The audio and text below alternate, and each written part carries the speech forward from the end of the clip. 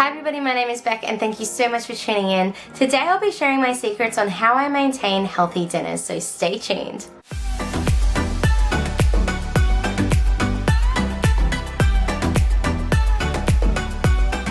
If you've been following our channel for a while, you'll know that Michael and I are experimenting with doing a paleo-based lifestyle. This is mainly because I am dairy-free. Is it affordable as a family of four? Absolutely. You just need to know the right shops. Here in Australia, a really good cheap shop is Aldi. My 3 tips that will guarantee you to have a healthy dinner plan for the whole week are super simple. To have a plan, to know your limitations, and to keep everything on file. So here in my folder, I have exactly those 3 things. I have a planner, I have all my meals that I've been collecting that are paleo based, and I obviously know my limitations, but that comes in the planning. So let's get straight to it. Here is my little template that I use. I've got a couple of copies here so that I can just quickly grab it, and that way I will maintain this sort of a habit. On my plan is super simple. I've got my days of the week running down one side, and then I have all my aisles broken up into how I shop when I do my shop at Aldi.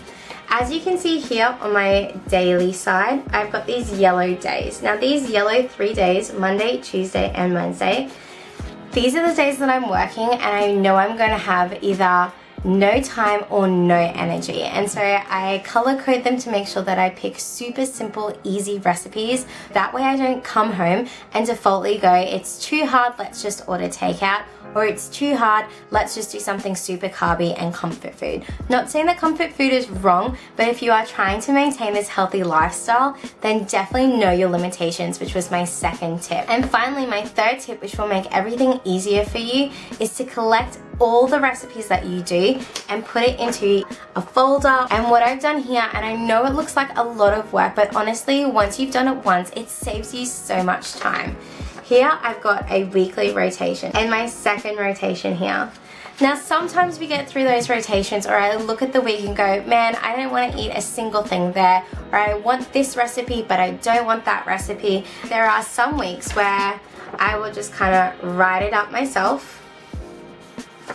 And I also keep them because at the end of the day, you just want to make things as simple as you can for yourself. I'm going to show you how I'm planning this week's recipes because I don't know exactly what I feel like. We're only just getting back onto this healthy bandwagon after having my miscarriage. My final tip is just to categorize all the recipes that you are collecting, because this will make life easier if you are trying to have alternate proteins throughout the week. For me personally, I want to make sure that we're going through different flavors and we're continuing to introduce them to the kids. Here I've just put a paper clip with a title page and it says chicken. So in here are all my chicken recipes. I also have one for beef, seafood, soup, and last of all I have one for treats. So let's get into planning this week's menu. My first step, as I mentioned before, is I'm just going to use one of my templates and I'm going to look at one of my weekly overviews to see if there are any recipes that I really am craving and that I feel like I can do this week. Because some weeks there are definite recipes that I don't even want to touch. They're either recipes that we've overdone or they're recipes that I just don't feel like.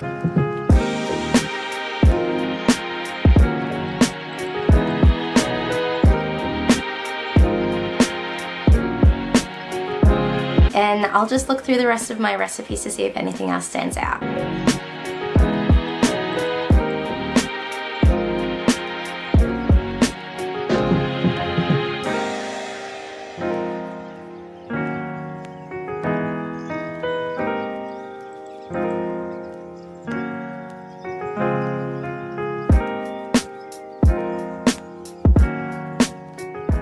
Once I've selected my recipes, I then go through them, and on my sheet I write down all the ingredients I need to get, knowing what's inside my cupboard. But once I have put them on my page, I then just go double check in the kitchen just in case there's anything that's there that I either missed or needed. As you've seen, it's so easy to maintain this sort of a lifestyle. The biggest thing that had to be done was just to build up my collection of recipes. But once you've done at least maybe 4 to 8 weeks of recipes, like the 2-month rotation, you can just keep flicking through. You'll have favorites that you absolutely love and they could become weekly dishes, and then you'll have meals that were absolutely disgusting. Rip it up, burn it, get rid of it, don't have it again. But that's the fun about cooking and trying new things and figuring out what this healthy lifestyle looks like for you. There have been definitely many dishes that have completely bombed, and we've ended up just cooking some random dish that we've got food for in the cupboard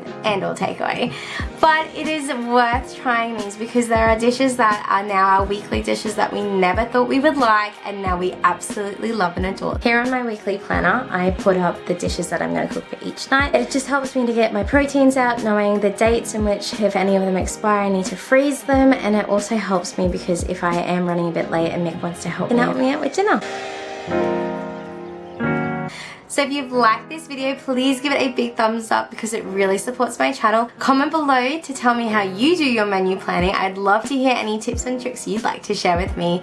If not, just say hi, ask me any questions. I'd love to talk to you because this parenting gig doesn't come with a rule book. We only have each other, and I'll see you in the next video.